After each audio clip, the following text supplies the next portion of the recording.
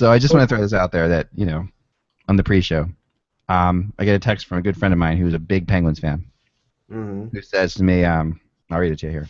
It's a text. It says to me, okay, these are truly dark days if Pierre McGuire is about to become the general manager of my team. No, that's not. I'm not. No, I think that's unfair because before I think Pierre is going to be a good GM. But this is it is interesting. People don't realize that Pierre does play this role. He does. I'm not. And then, I'm not really a big fan of the role, but he plays a role. We have the Assumptor of the throne vacated by Mike Gillis of the potentially the most hated general manager in the league if Pierre McGuire becomes GM of the Penguins. Oh yeah. Oh, sorry. Yep. So now my thing is there we go. Repeating myself. There you go. This is a good thing about the pre-show is I can catch that before the show starts, which is nice. Ladies and gentlemen, the new Pittsburgh Penguins general manager, Pierre McGuire. No. This is just a test Of the emergency broadcast. I got a carnival wheel. Check this out. Oh, you did? Yeah, check this out. Hold on. Just came. Do you have any game show music?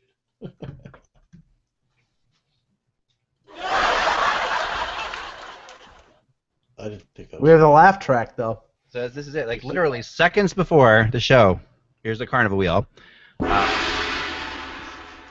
It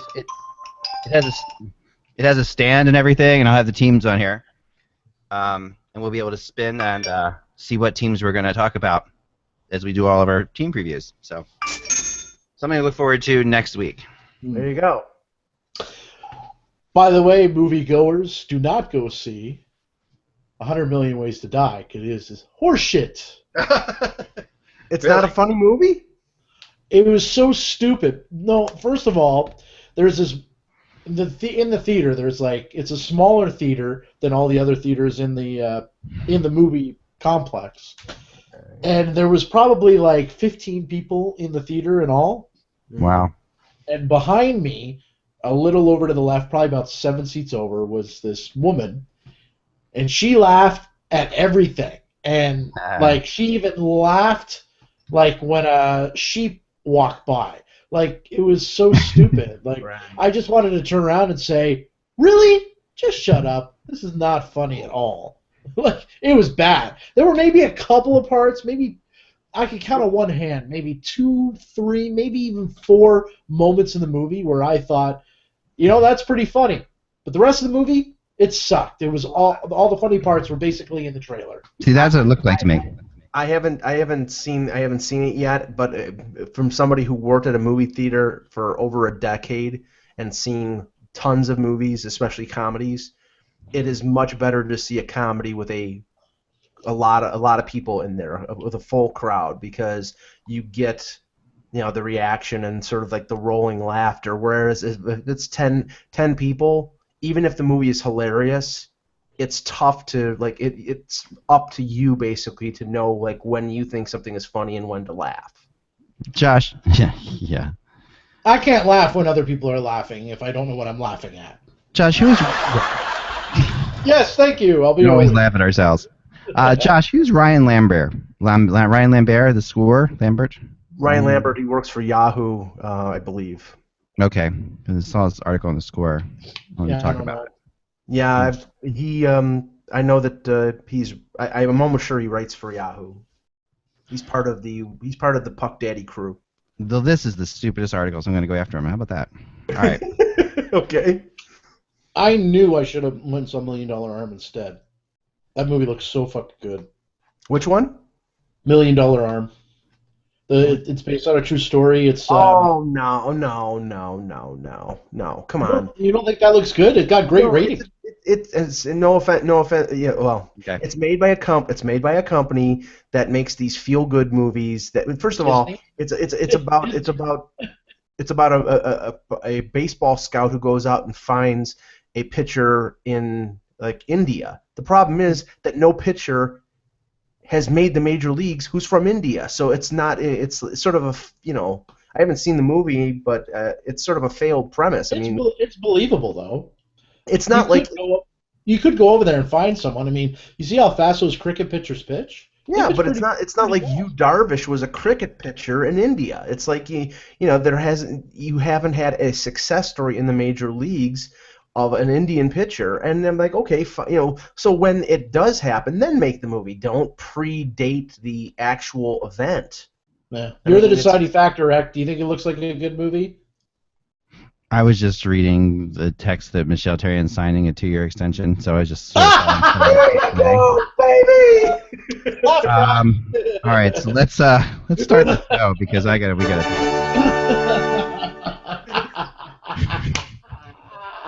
I hit my head with this microphone. Wow. What's happening? Ask PK how he feels about that one. Yeah. I'll ask him next year when he's playing for the Sharks. All right. Here we go. How does Thomas Vanek and PK Subban feel about this? All right, that's it for the pregame show. Let's get into the show. Enough sound effects. Sorry. Yeah, no. There's a lot to talk about today. No Julie today? No, Julie. She's at the media day actually, which I just chose not to go to because I've been to too many media days and it just is a waste of time. I think because I talk to on my own anyway. So I show up tomorrow in LA. So, but Julie's at the media day today. So there you go. All right, here comes the show. Right? It's June 3rd, right? June 3rd. We're not past UFA Day yet, right? June 3rd. Tuesday, June 3rd. It's Tuesday, June 3rd. All right, I'll wait for Josh to finish chewing. Sorry.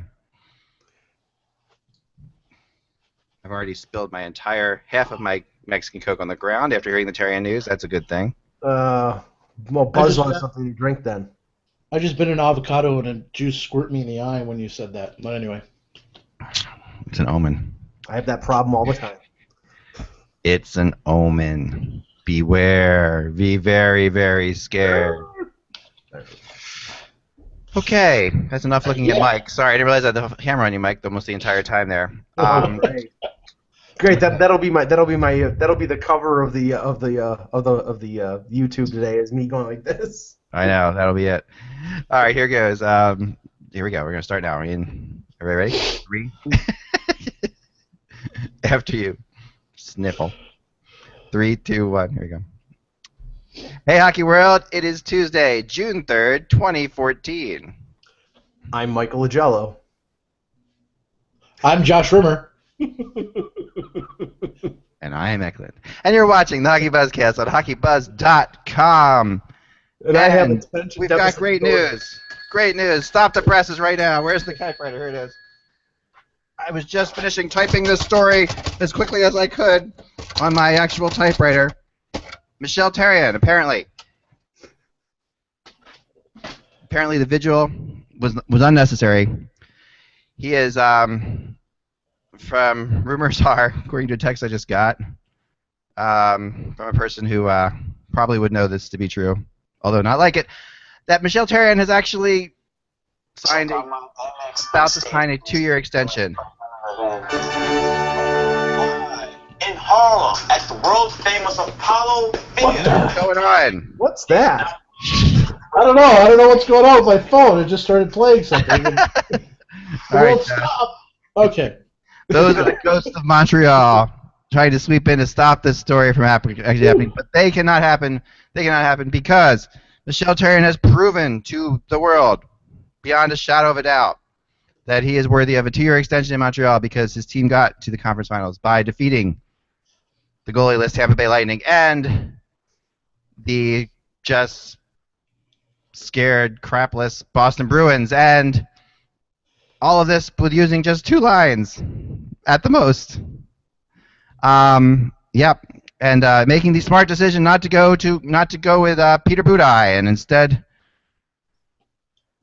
I'm trying my best here. This is what Therrien did. Congratulations, Michel Therrien, 2-year deal. We'll talk to Subban about this next year when he's a Shark, and see what he thinks. No, I'm just kidding. I mean, listen. I mean, you voted out there. You guys said that. I put it out there the other day. Let me check the. I'll check the poll results again, but it was pretty overwhelming. Mm-hmm. The people out there believe that Michel Therrien should be extended. So let me see. It's it was about 58% of you said that Michel Therrien should be extended as the coach of the Montreal Canadiens, and you guys got your wish twice. He's extended for 2 years. And Josh, I mean, you've been saying forever that he's the greatest coach since Scotty Bowman to wear that to lead that team. So Josh actually said no to extending him. Oh, that's right. Josh did say no to extending him. So Mike, you've been saying that of all the coaches you've ever witnessed, the confidence that this man exudes behind the bench and his ability to coach not just in English, not just in French, but in some sort of other language that has put a spell over the entire Montreal media. He is by far. Mike, explain yourself. You would have done this. He coaches in Klingon.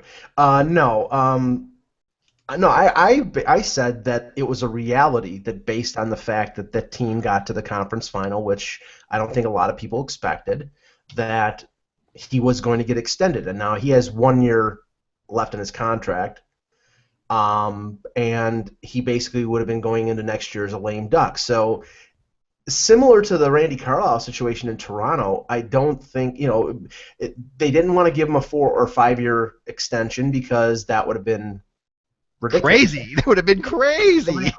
Here, basically, he's been given a golden parachute.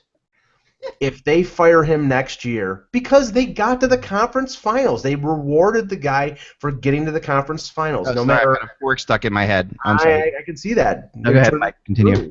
No, but I mean, I know he got to the conference finals. Okay, he did. And that's I think that's the sole reason why. This does not prohibit them from next year if they go in the tank halfway through the season for them firing him and hiring Guy Boucher or somebody else. But they, PR-wise, and I know that if Julie was here, that she would beat me over the head senseless with something. No, I mean, listen. You are speaking the voice, and I appreciate you for doing that. You're speaking the voice of the general public, and and the media in Montreal for the most part, speaking the same voice as you. So I'm not. No one's going to beat you over the head. I mean, what you're saying, if you got to conference finals, that is logical. It's just I was born in 1968 to a humble family at Dover Air Force Base in Dover, Delaware. Okay, my dad was in the back from the war a few years earlier. I grew up learning one way that hockey should go, and how this works, and it's not always the perfect way, but I grew up around a lot of really big hockey people and a lot of good hockey minds, and every time I would think that I knew something about how this sport works in both his first time in Montreal, his time in Pittsburgh, and this time in Montreal, Therrien has done exactly the opposite of everybody that I trust in the sport. So it's so frustrating. That's why I feel like I've lost my mind. And I'm not alone. I've had players who've said to me on his team, I feel like I don't know anything about hockey anymore. And it's just that there's so many. This is not the Scotty Bowman throwing tennis balls on the ice and having everybody practice with something cool. This is literally like I play well or I don't play well and I get rewarded or I don't get rewarded and none of it makes sense. So Mike, that's where I am. But you're right. I mean, you speak logic. And you know what the thing is? I mean, the players in the locker room and the people who are critics of Michel Therrien may be right and probably are right. I mean, his track record is that of somebody who does not have the ability to be in one place for a long time. Sort of like Tortorella. I mean, after a while, he gets tuned out. There's the animosity in the locker room, and the organization gets to a point where it's over with. The thing is that he's only been there for now 2 seasons. So it's not yet at the point where players are tuning him out. Now, granted, when we've talked about on the webcast before, that they have a very difficult offseason with Subban looking to sign a long-term deal, with guys like Vanek who are leaving via UFA, a lot of young kids coming up through the organization. I mean, if they take a step back, then I think that his job is in jeopardy. But right now, in the present, they're going to reward him for getting as far as they've got. Now, probably by this time next year, he could be fired. But right now, they had extension or risk. Yeah. All right, Josh. I'm going to let you help to figure this out because you have also been around hockey your entire life, and you've also been around lots of as we all are. But you actually have been around hockey organizations going way back, and you've seen the way things are done and the way things aren't done. And just so I want your thoughts on this. Well, you were born in '68. I was born in '78, so you got 10 years on me, Yak. There you go. Yeah, I mean, I grew up all around hockey in Montreal. I was there the first 6 years of my life. Then I was in Washington to see the Caps for the next 10 years. Then I saw Florida for 3 years. Then I went to PEI and saw some some junior hockey for a year, home of Doug McLean.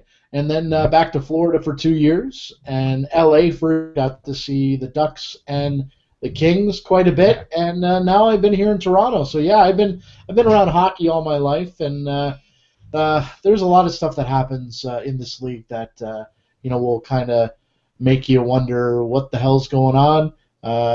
And this is I think this is one of those. Even though just for you, I changed my graphic today and. In honor of you, saying that Therrien is back, baby. but yeah, I mean, I'm not a big fan of Therrien, and never really have myself. So yeah, he's gonna get rewarded. It's funny when organizations have a goal set in mind. Their goal is most organizations to win the Stanley Cup. Like the Sharks, when the Sharks don't go all the way. Right. Heads roll. We hear about possibly Doug Wilson getting fired, coaching staff getting fired. Same thing happens basically with the majority of hockey teams. But when there's no real goal set in mind, goal maybe to make the playoffs, like Detroit.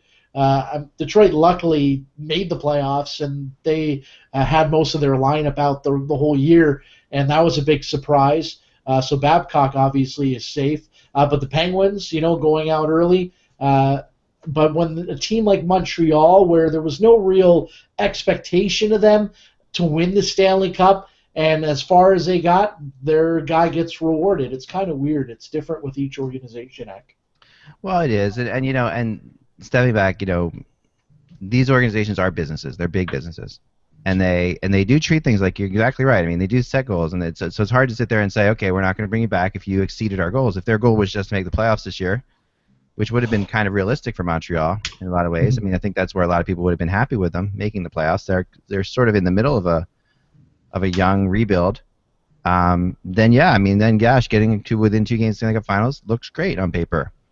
I just and you're right. And then look at the Sharks. I mean, the Sharks had an unbelievable season. And look at the Blues. And people are, Hitchcock's already, his name's gotten thrown out there as being a problem. I mean, the Blues had an unbelievable season. And they fired all their coaching staff except for Hitch. I know. Which is and Doug Wilson is basically telling everybody and their brother that Joe Thornton and Patrick Marleau are going to be forced to abrogate their no movement clause so they can be kicked out of Northern California. I think the statement that he made yesterday is, I want people who want to play in Northern California, not live in Northern California. He said he wants to trade both of them or just one? Well, no, but that's the impression. It's one or the other, or maybe even both of them, because that's the core of the team that has failed over the last decade. So, I mean, I don't know if it's both. I would think that it's probably Thornton, but who knows if Marleau is part of it as well. Wouldn't that be something? That would be something. I know. That would be something. I mean, I've heard both names being bandied about as well. I think Thornton's harder to trade than Marleau. But Marleau, I've heard Tampa with Marleau quite a bit, and Yzerman has a really big time admiration for Patrick Marleau. Yeah. So I from the Olympics, obviously, and he's always been the kind of the champion of Patrick Marleau. Winnipeg could be a possibility there too with Marleau, being that he's from Saskatoon, be closer to home. Yeah. I mean, it is, and and with Thornton, Mike, you wrote the other day about Toronto. I've heard Detroit mentioned with Joe Thornton. I know Detroit, is a team that he grew up, kind of idolizing and thinking that that was that was a place he'd like to play someday. Joe Thornton is an interesting one. Would he work in Toronto? We sort of touched on it a little bit yesterday. I don't know. Like my greatest memory of Joe Thornton, to kind of like sum up Joe Thornton, and he is one of my favorite people. He's a really good guy. Let's move him back to Boston. Yeah, right. That'll work. No, but he so makes sense in San Jose, and this is I think where this is statements like that are coming from, Mike. Like this is because like the idea is okay. Thornton is like the typical. I mean, I was out there for the 2007 Stanley Cup playoffs when they played the Red Wings, and they had a lead on the Red Wings in the series and lost the series eventually in 7. I was there for the game that would have made, I think, could have given like a 3-0 lead, and they lost it. It was game 3 and 4 in San Jose. I was there for those 2 games that year, and so while I was there for games 3 and 4, they lost game 3, and it was it was a tough game to lose, and I could see where they were coming from. I could see that they were still upbeat because they were still up 2-1 in the series. But normally when you're around a team that loses it in the playoffs, it's a stressful time, and that day off is a stressful day, no matter how you slice it. I mean, it's just there's a lot of angst that goes on around teams. Fans feel it too, but teams really feel it. Well, so to your point about Thornton, I mean, Detroit does make a little more a similar sort of buffer zone than that he had in San Jose, because there'll be Datsuk there, there'll be Zetterberg there, Franz, and there's a structure. Well, my thought on this is more like this, because in that day off when he came by to the practice, he showed up in shorts and like flip flops. Yeah. Which is and strolled into the practice facility. It was just upbeat, was laughing with everybody, like and they just lost the night before. Now I don't have an issue with that at all, and I know hockey players, people like fans in certain cities would have a big issue with this, right. And they'd be like, why isn't he more serious? Why doesn't he care? He doesn't care enough. And I didn't get the impression that he doesn't care. It's just the way he is. Right. And you can see it was just like that's just the way Joe Thornton is, and it was kind of cool. I thought it was I didn't have a problem with it, but I could see how fans would, and in Toronto. Yes. This would be analyzed out the wazoo. In San Jose, he shows up in flip-flops and shorts, laughing the day after a playoff loss, and no big deal. In Toronto, a player's wife rolling her eyes in the stands, causes a mini controversy after a playoff loss. No, I mean, Joe Thornton's from St. Thomas, Ontario, near London, Ontario, which is pretty close to Detroit, as you said. I believe I heard he was a Red Wing fan in his youth. It would make sense. I asked him that during that trip, and he was. Yeah, and it would make a bit of sense. The problem is that I don't know where he would fit with the Red Wings, because they aren't their area of need isn't exactly up the middle, unless they could dump Stephen Weiss's contract on the Sharks, and I don't think that was a complete and total disaster. Stephen Weiss. I mean but I'm not sure if there's a fit there. But I mean, there are teams, like a team like Florida, who's looking to spend significant money. Maybe a Thornton makes sense there. But I think that he will be shopped. It's a question of whether, and he has a lot of say so here, because he can just say, I don't want to waive my no move clause to go to Toronto, and if he doesn't want to waive his no move clause, he's not going. But he won't be pressured into that. He's not the kind of guy who would be pressured into waiving his no moving clause if he doesn't want to go, and he likes it there, so he could stay there, and I think at times like this, there were times when you could blame the Sharks' collapse on Thornton and Marleau, but it hasn't been in recent history in my mind. Like those times were 4 years ago, 5 years ago in the playoffs. This playoff, I don't blame Thornton and Marleau for this. I mean, I don't know. You guys mentioned Stephen Weiss. Remember when he was compared to Steve Yzerman at the draft? Yeah. Ouch. Yikes. Well, yeah, no, he was, and there's a lot of Florida players that seem to have this kind of thing that come out of Florida that I'll throw another one out there for you. Olli Jokinen, compared to Peter Forsberg, right? I mean, so yeah, but Jokinen's putting up some pretty respectable seasons, especially under Mike Keenan. Stephen Weiss, had maybe 1 or 2 good years, and that was it. Yeah. He was rumored to be sent to Toronto a couple times too, since he's a Toronto boy. Yeah. But he's just, how do you? Can't explain what's going on with him. Very soft player, I think. Just doesn't give that extra little bit make things happen. You know, like that extra little effort. And he was a number 1 center iceman at one point. Oh yeah, he's got skill. I mean, there's no question about the fact he's got talent. You know, he's got speed. He's got a good shot. You know, the other guy that came out of who's the guy who was hurt all the time, concussions, and went to Vancouver. Same kind of thing. Like another guy out of Florida, the U.S. kid. Oh man. Oh, David Booth. Yeah, David Booth. There's a lot of these players from Florida that sort of remind me of the same kind of thing. All this potential, huge amounts of skill. I remember watching Booth at the U.S. training before the Vancouver Olympics. I went to the training in Chicago for the weekend, and Booth was on the ice with the U.S. team, and I was sitting there with Kevin Allen, and we were saying, you know what, the only pure goal scorer this team has is that guy, David Booth. Like when you would watch him take shots, he was actually a pure sniper. Yeah. And he's, you know, he just, and the U.S. didn't have that. The U.S. would score dirty goals and, you know, the kind of goals that Dustin Brown would get you, but not David Booth. You know, and then David Booth's another one. He's in there with Weiss, and you know, and to an extent, I mean, you have to extend this to Horton. I mean, who is, even though Horton has had an incredible time when he's played, he's just all these players that at one point were part of that core Florida thing could have gone on to really mixed careers. I mean, from there, Jokinen has had a horrible career since then. Well, and David in my Booth mind. David Booth might be a compliance buyout by the Canucks this summer. That's the speculation. So he could end up going back to Florida. Yeah, and he's another. I mean, he's another guy who he has all the skill out there. You know, I mean, my memory. Go ahead, Josh. Oh, sorry, I was just going to say, let's take a look at the Panthers' draft history since 1999. David Shveditsky, I remember him. Denny Shveditsky. He was a Russian, drafted 12th overall in 1999. Bust. 2001, drafted number 4, Stephen Weiss. And in that draft, Weiss got taken 4th when it was Mika Koivu was available. Yeah, nothing really else there. But I mean, yeah, that was a soft draft.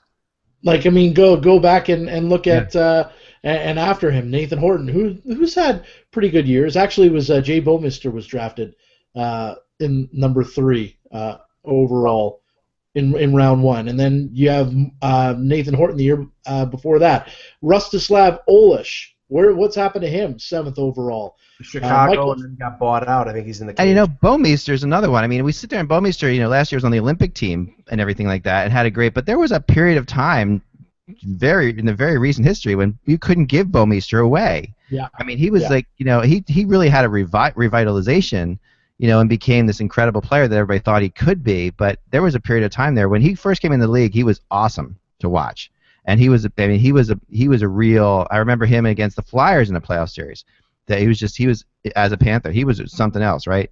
But then, I mean, geez, he had some times there where he just completely disappeared, and then suddenly this year he's back. So another weird story. Continue, Josh. Is interesting. What else? Yeah, I mean, even looking back before Shveditsky, Mike Brown, who was 20th overall. I never even saw Mike Brown. He's played 34 NHL games, apparently. Right. Marcus Nielsen the year before that, Radek Dvorak the year before that, who actually had a pretty good career, and Jovanovski before that. But it just seems Florida's had that problem, you know, having that top pick. They haven't made the wise selection. Markstrom's probably their most recent guy that they've taken, and they're still waiting on him. We've heard, you know, this guy's going to be the best goalie in the league, but where is he?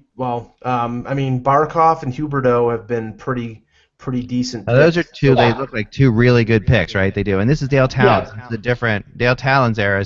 That's the start of Dale Talon's era, and Dale Talon's is always a good drafter. Yeah. I mean, sorry, I was referring to before Dale Talon. Oh yeah, no, I know exactly. Yeah. So that makes sense. I mean, so now you're right. I mean, the last two picks are definite winners. I mean, you know, Huberdeau is although you know the jury's still out a little bit on both guys. Yeah. They're both so young, but.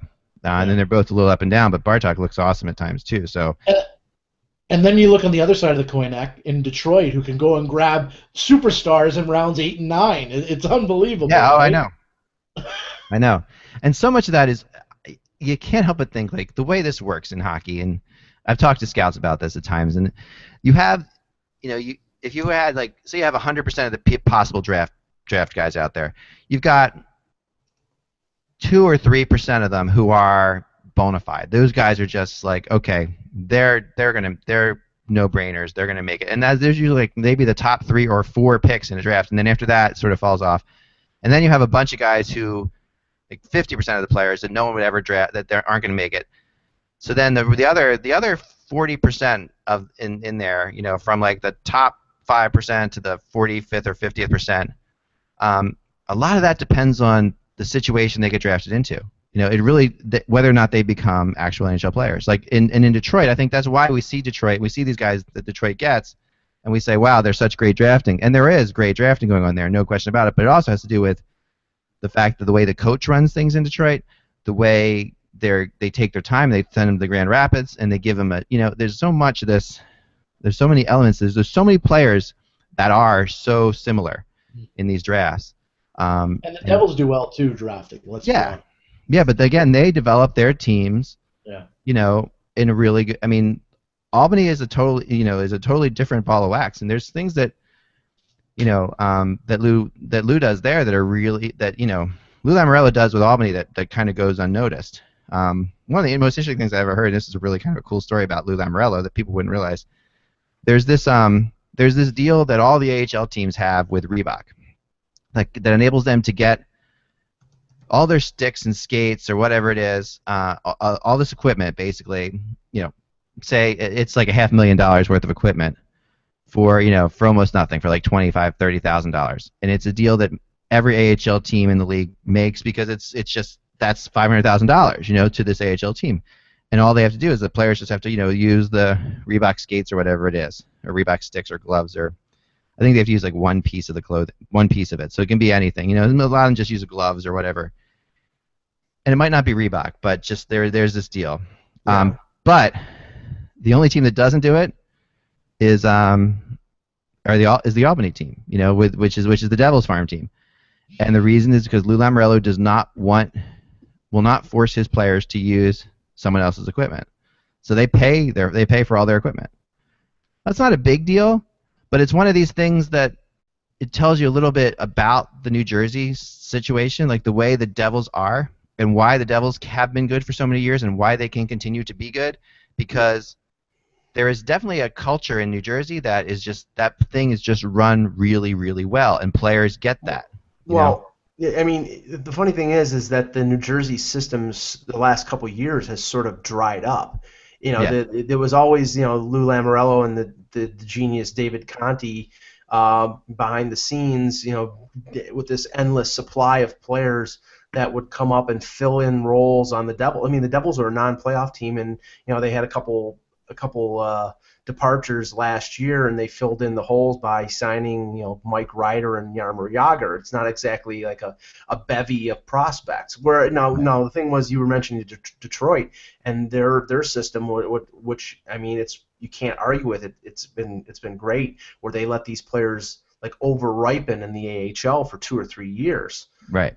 They actually may have a player this year who will buck the trend. Their first-round pick from last year, Anthony Mantha, scored 57 goals in the and did very well. And he could make the team as a 20-year-old next year. I mean, is he the son of Mo Mantha? No, I don't think he's a relation. I thought the same thing last year at the draft because of the name, but I don't think he's a relation. Yeah, I mean, you're right. And then you look at, the farm systems of certain teams. I mean, you've been covering the AHL Calder Cup, Mike, and going up to Toronto for these games. I mean, the Marlies have been a good AHL team for a few years now. I mean, they've been really solid, and I think that a lot of credit for that is to go to what Burke put in place there and how that's played out so far, in your opinion. Right? Yeah, and actually, what's going on? Because a few years ago they had a team there were a lot of AHL veterans. They had a lot of Ryan Hamiltons and Mike Zigamanis's and with a couple rookies. I mean, the Calder Cup team had Nazem Kadri on it, but this year it's a lot of young kids. They have a veteran goaltender in Drew McIntyre, who might be the Leafs' backup goaltender next year, but the core forwards of this team are Peter Holland and Josh Levo and Jerry D'Amigo, who all may get a chance to play with the Leafs sometime next year. So it'll be it's Game 7 of the Calder Cup Western Conference Final tonight the Leafs, the Marlies, and the Texas Stars in Texas. So that'll be interesting. Yeah, that'll be a good one. Now remember that, and the Stars are another one that has building. Their farm team's been good forever too, and that. I mean, remember that when we talk about guys like Burke and we talk about Lamoriello, we're talking about guys who spent a lot of time in the AHL, and they care about the AHL. I mean, they were both on the same Providence Bruins team in the AHL, right? So they're players who get the AHL, and it used to be, we had that in Philadelphia here. We had a good the Phantoms, and before that, the Maine Mariners in Philly.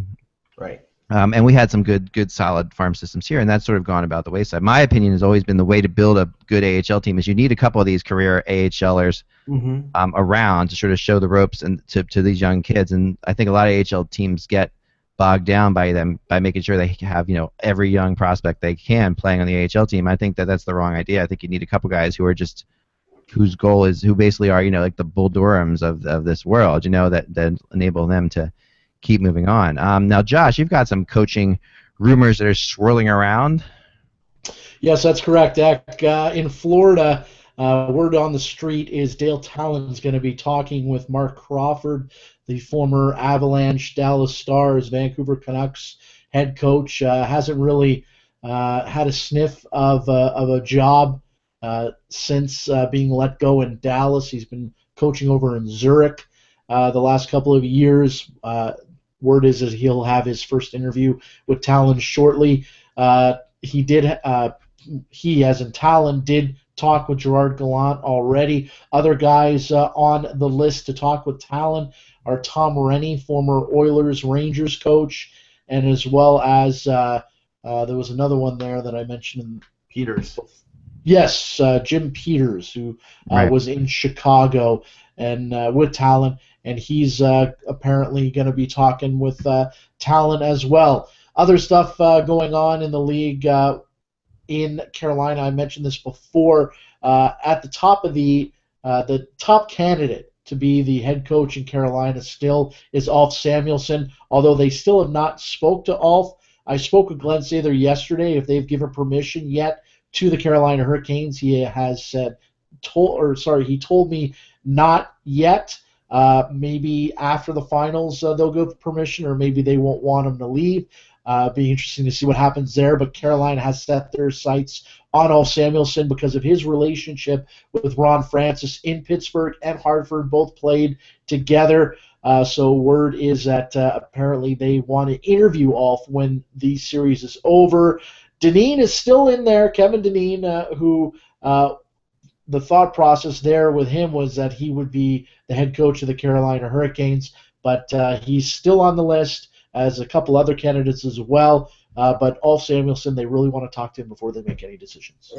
And I'll add one that has been out there for a while, and the holdup might be the fact that Dallas's minor league team, the Texas Stars, are still active in the Calder Cup playoffs. That Willie Desjardins, who's the head coach of the Texas Stars, may be a candidate for the Vancouver job. I have not heard any other names really out there in terms of a coaching candidate, so they might be waiting to get permission to talk to Willie Desjardins after the Calder Cup, after his team is either eliminated or wins the Calder Cup in the next couple weeks.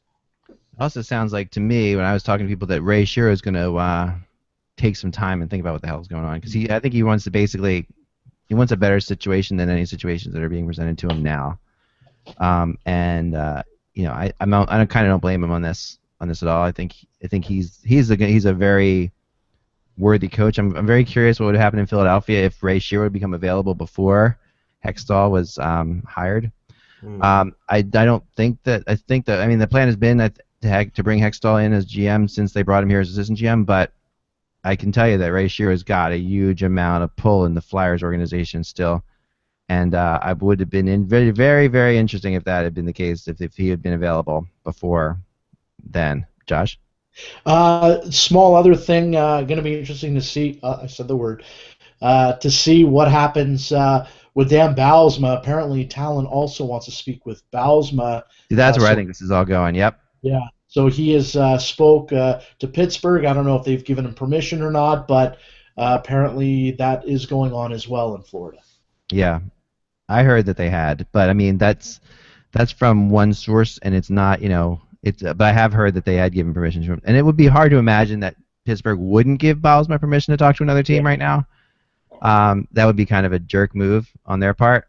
They'd probably rather him go to Florida than Washington, though, right? Yeah, right. I mean, I think that the fact they kept him away from. I mean, at this point, Pittsburgh is looking like, what are they going to do next? And they might very well end up keeping Bylsma, which seems like a really bad. I mean, it reminds me too much of Luongo being kept in Vancouver, but even worse so because it's your coach. It all depends on who the next general manager is, which I'm sure we're going to talk about now. But yeah, we'll get into that too. Pierre McGuire is the big rumor right now. Would Pierre bring Scotty Bowman to coach the Penguins if he became GM? Lord, I hope so. That would be something. We can only hope for such things, Josh. That would be. But I tell you what, Scotty Bowman's been pushing for Pierre in every opening coaching position. So. Yeah, and Scotty is obviously tight with these with a lot of people in Pittsburgh and a lot of people who have a lot of influence in Pittsburgh and age is just a number, guys. Yeah. I mean, it's Pierre McGuire. I talked to somebody today who had an issue about his abilities to be a capologist. And I wrote out. I mentioned that if you take the C away from capologist, you get simply apologists. But no, just a coincidence. I think not. No, but usually these teams generally go and get a cap guy and a hockey guy. And Pierre's a hockey guy more than a cap guy, but he's definitely a hockey guy. He does know everybody and everything. And he's not, I think he is qualified to do this as well. It is bizarre. It is a weird situation, because he's such a polarizing figure out there among fans. You either hate him or you love him, basically. Everybody has their own opinions, and they're all for different reasons. And I have personal friends who've had run-ins with him in different situations. I've had run-ins with him in different situations where he's been nice to me. I don't have any issue with him personally. But it's like here as a GM, I think just to look at him as from a purely GM point of view, he does have the experience to do it. I do believe that. And I really think he could. I think he could be a good GM. The question is, he would definitely be the kind of guy who would bring in his own coach, so Bylsma would be gone, I would think. Here's another crazy idea. What if Mario Lemieux wants to be GM? Oh, man. Yeah. That's a totally... especially in this particular team, can you imagine that? Yeah. I mean, this is like, if you think of the hockey culture, on this particular team, you don't need a superstar GM running your superstar team. That's a bad idea. Why would you say that Mario's going to bring in Wayne Gretzky as the GM and make it even more ridiculous? Well, this would be very much akin to Gretzky taking over general manager of the Oilers right now. Because, you have these superstar young kids, even more impressionable still at Edmonton. But, yeah, I mean, the Penguins fans are freaking out about this because, one guy said these are dark days indeed to me today if Pierre McGuire is your new GM. This is what I think is going to happen in Pittsburgh. I think Pierre does have a shot at it. I wouldn't be surprised if he got it. It would be funny if he got it before the end of the Stanley Cup Finals, and was still, covering the finals. I would imagine that that won't happen. But we haven't heard Jimmy Rutherford's name even too. Yeah, that would be phenomenal. I think that would, if I was the Penguins and I could get Jimmy Rutherford, that would justify firing Ray Shero. Because he still wants to be a GM, right? He still wants to be a GM. I've heard different. He was pushed out of there, was he not? It's hard to say. I mean, I've heard both sides of that. So I really don't know. I mean, he seems like the kind of guy who would still want to be a GM. He really loved being a GM, and he's such a good.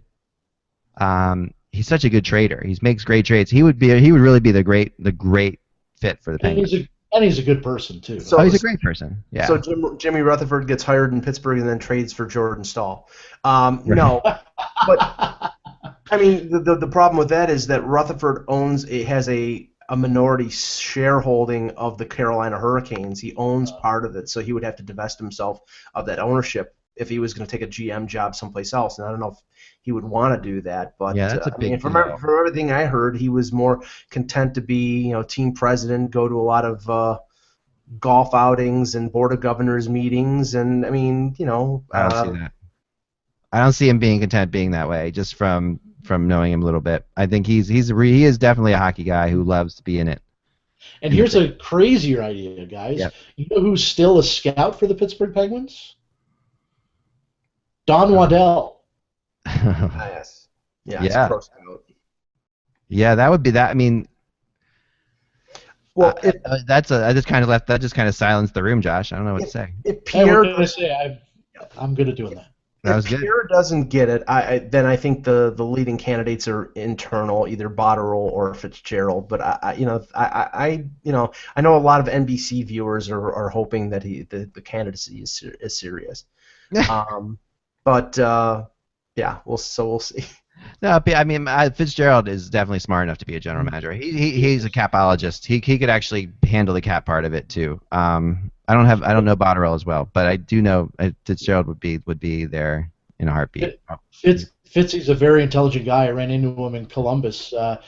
He was there obviously because the Penguins were in the first round against the Blue Jackets. I got to talk to Fitzy quite a bit. And I've known Fitzy since I was 15 years old, and he's the salt of the earth. And if he doesn't get the Penguins GM job, he will get one soon.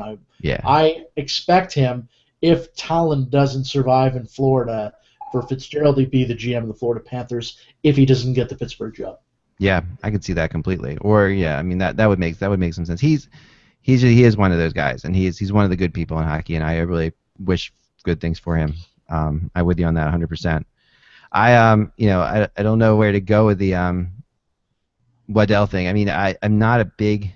There's some GMs that there's some people. Like Waddell, and I'll even put Brian Burke in there that I think shouldn't be GMs anymore, but I would want to have them. I would want to have them involved in my organization. And I think that's kind of where I'd put Waddell. Like he is definitely a great person to have on your team, on your side of things, but I don't know if I want him to be making the player decisions necessarily. Just like Burke in the same kind of boat, and Holmgren to the degree the same way. I mean, I just think there's a certain. They're all sort of, and they all. And it's funny, man. It's been a bad summer for the U.S. general managers, hasn't it? I mean, not bad summer for Burke necessarily, but Holmgren left. Shiro left. Shiro got fired. Holmgren left, or left, whatever. Boyle with his health problems. Boyle has health issues. Burke and had to fire his coach. Right. Had to fire his coach. Burke, gave off his general manager duties. So look at those. I mean, did he really give off his GM duties? Yeah, I think for at least for the next couple years, Burke is going to be the Geppetto to Brad Treliving's Pinocchio. I think that Burke is going to have a lot of say in some player moves. I don't know. I mean, Burke is not. If Burke is anything, he is very structured, and he's extremely about I remember in Anaheim, all those times he was rumored to go to Toronto, and he never felt. And he legitimately never felt right asking about it to the Anaheim Ducks. He's like, I've got good. That's not my job. They're my boss. I'm the general manager. I do my thing. They do their thing. He's very circumspect. Yeah, I mean, he's way more structured than anyone else that I've met, and he's very much by the rules. I mean, he's worked at the NHL offices, so.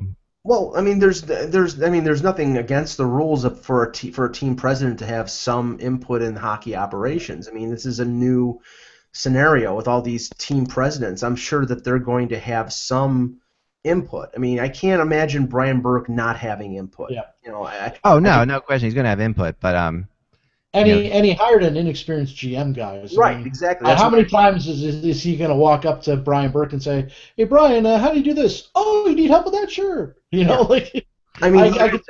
definite committee thing. I mean, there's a definite committee thing that goes on at all teams. All teams. It's not just general managers. The whole. I remember the Islanders had this whole ruling by committee thing that was so controversial years ago, and it was controversial only because they were admitting it. I mean, in my mind, almost every team was doing that. Almost every team has a rule by committee. It's just not like they have. It's not just blatant out there as much as it was, And the fact they admitted it drove Neil Smith, who's another name that's an interesting name, actually, to talk about as general manager, because he's another guy I think that could actually probably do a pretty good job.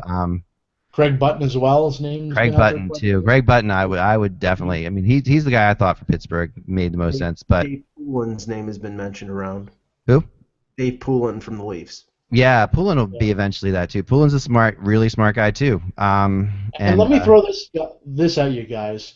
I mean, we all know Charles Wang is trying to sell trying to sell the New York Islanders. Once he sells the New York Islanders, are Garth Snow and Jack Capuano actually safe? I can't believe they would be. I mean, I can't believe they're safe now. I mean, yeah. Well, it's because Charles Wang is running the franchise. Yeah. But if he sells the team, the next guy that comes in there is going to be, why are these guys here? Get them out, right? You're talking about an owner who kept Mike Milbury employed for almost a decade. So Garth Snow looks like Lamoriello in comparison. To piggyback on something that Josh mentioned yesterday, the Phaneuf rumors du jour in Toronto. Actually, there was an Edmonton Journal columnist last week who mentioned a Phaneuf deal involving the number 1 pick with the Florida Panthers.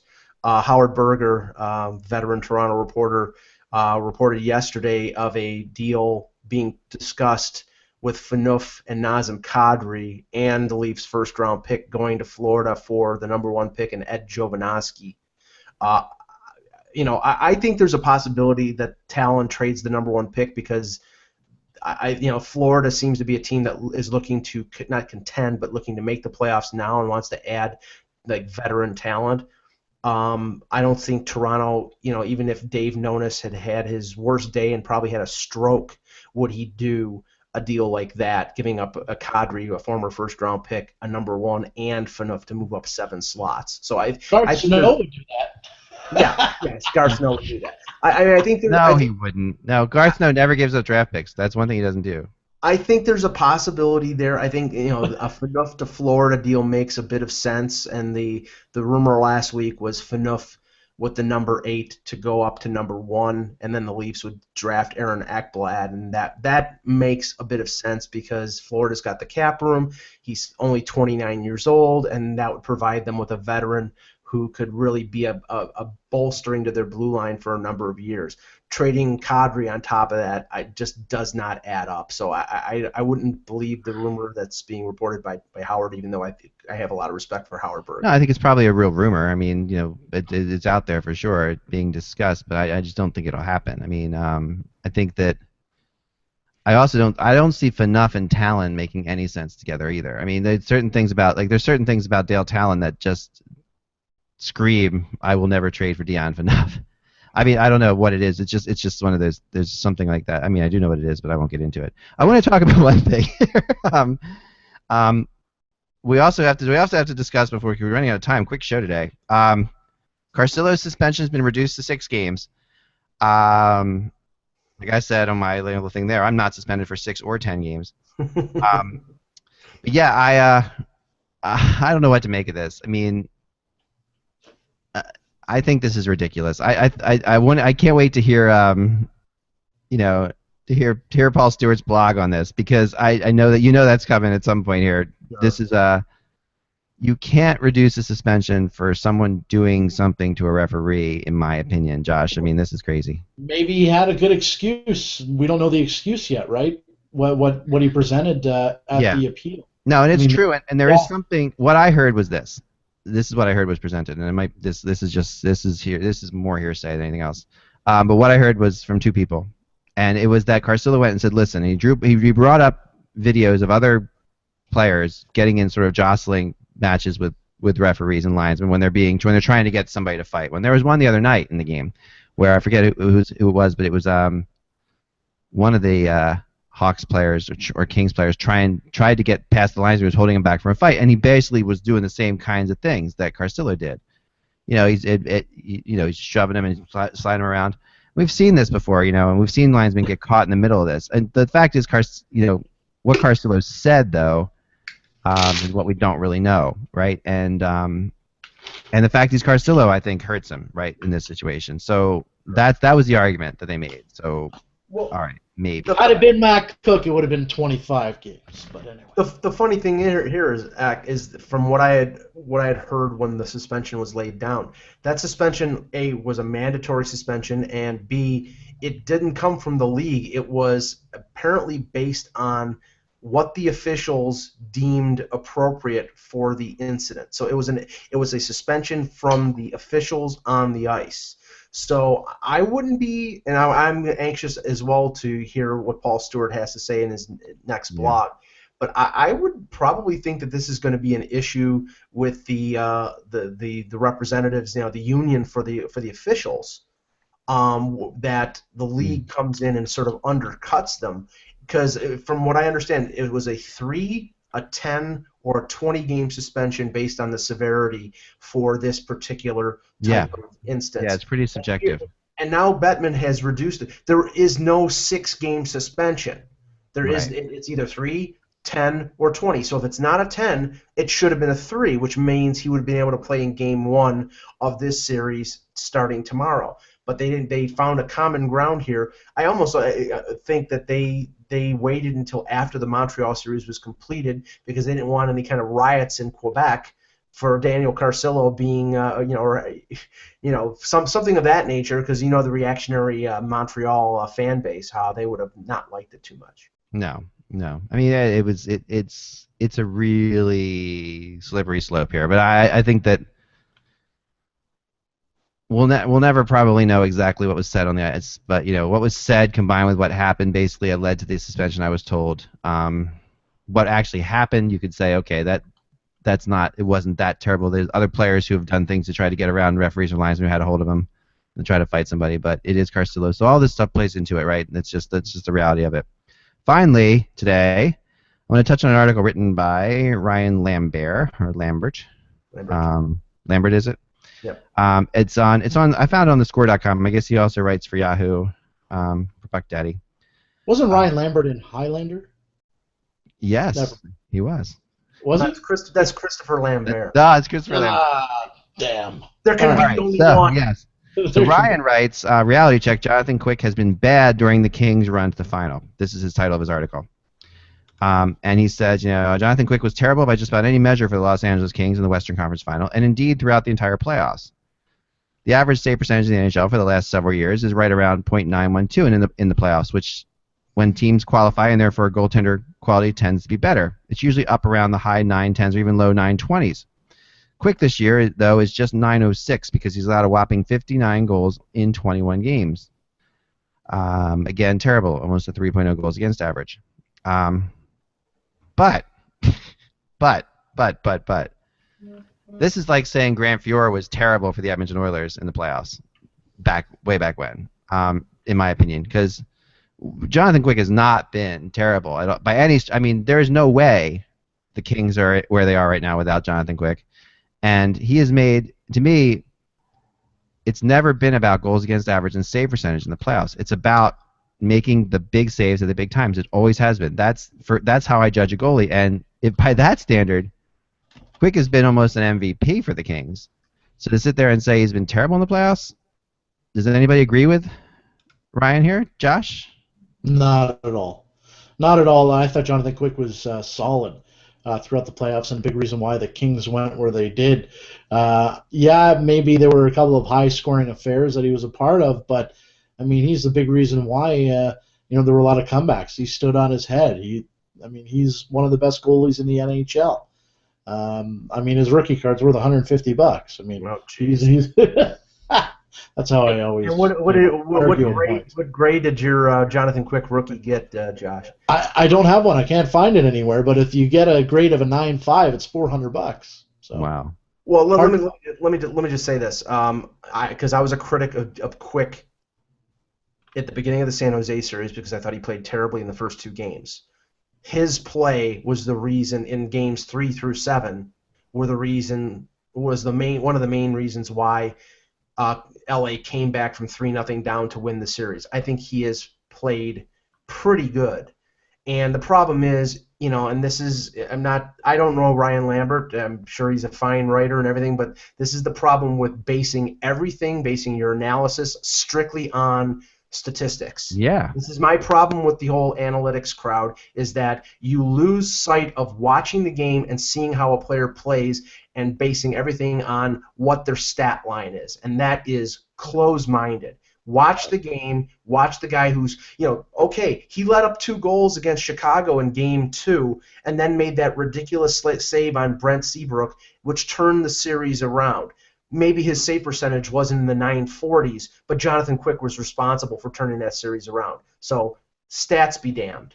Yeah, I mean, let's remember the Seabrook saves, and let's remember the save at the end of Regulation 7, Game 7. I mean, those are the moments that this thing changed. I mean, see, the Hawks were about ready to run away with this series, at one point, or very, very early, and it just and Quick kept them going. I mean, and in the Sharks series, he was. I mean, the first couple games, terrible, obviously terrible, but he completely turned it around and became dominant to the point where the Kings could win those 4 games in a row. I have a and the other thing that Quick does is, and this can't be undermined or can't be understated, and it's exactly the opposite of Marc-Andre Fleury does for the Penguins, right? Quick gives the Kings the cockiness that they have, and everybody talks about how the Kings are cocky and they're confident, and it doesn't matter if they're up or down or wherever they are. That is because of Quick's demeanor. That's because of the way Quick is in goal. And that's because they can do that. Like the Penguins, you don't have to blame this past season on Marc-Andre Fleury, because it wasn't all his fault in the playoffs. But what you can blame it on is the fact that the Penguins players in front of Marc-Andre Fleury ride this emotional roller coaster with him, kind of, and it affects them. And the reason the Kings are where they are is because they have that stability in the back. They have that guy who they know is going to come up with a big save. They don't care if he just let in a bad goal. It doesn't matter. It's not if your goalie just lets in, if Marc-Andre Fleury lets in a bad goal, the Penguins suddenly have to play this really hectic, scattered game because they're afraid not the next bad goal is going to go in. With Quick, he lets in a bad goal. Who cares? You're right back at it. So it all plays into the Kings' mystique. It all plays into what the Kings do, and therefore I think he's an MVP in these playoffs if the Kings win it. And it's hard to sit there and say for this article to say he's been bad during the Kings' run to the final, I think is really not watching what's happening on the ice and not watching the result. I think maybe it's the fact that we saw Quick play the way he played 2 years ago in winning a cup, and maybe his play has not been as evenly consistent as it was when they won the cup. That being said, I'll take Jonathan Quick in 2 seconds on any team that I would be coaching or any team that I would be a fan of. Yeah, and his 2010-11 run was not. I mean, his stats weren't all that fantastic. I mean, they were good, but they weren't. They weren't crazy good. I was looking on here, I was trying to find him. He was but they were steady. He wasn't up and down. I mean, I don't remember one game that his play really cost them during their Stanley Cup run. He was a steady force. He was there. This playoff, he's had great games where he stood on his head. He's made consequential saves. He's also had bad games. So to that point, maybe Lambert has a point, but he's using. I mean, the thing is that those bad games have pulled his stats down to where they're merely above average. And the thing is, it's one game, it's 2 games. In the end, it didn't cost them. They're in the Stanley Cup Finals. Right. Patrick Kane had bad games in the playoffs too. And other players who we talk about as being incredible player performers had bad games as well. But it's not those. We remember Game 6 with Patrick Kane. We remember things like that. So you're right. I mean, that's exactly the point. Drew Doughty in the post-game interview after Game 7 said to Cassie Campbell of Hockey Night in Canada that he had a terrible game. He was on for the first 2 goals of the game. He was -2 in the first period. And Drew Doughty, arguably either him or Kopitar, if the Kings win the Stanley Cup, could be the Conn Smythe Trophy winner. So everybody has bad games.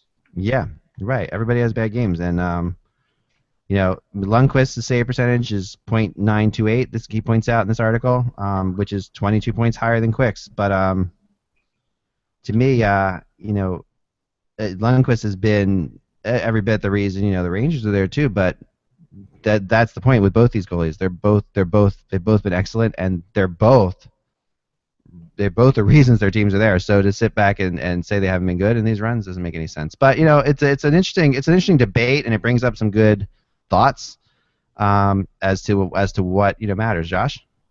Well, I just want to touch on another thing before we go here, guys. Yeah. Great article in the New York Post today about Henrik Lundqvist, about him thinking that he wasn't even going to get drafted in 2000.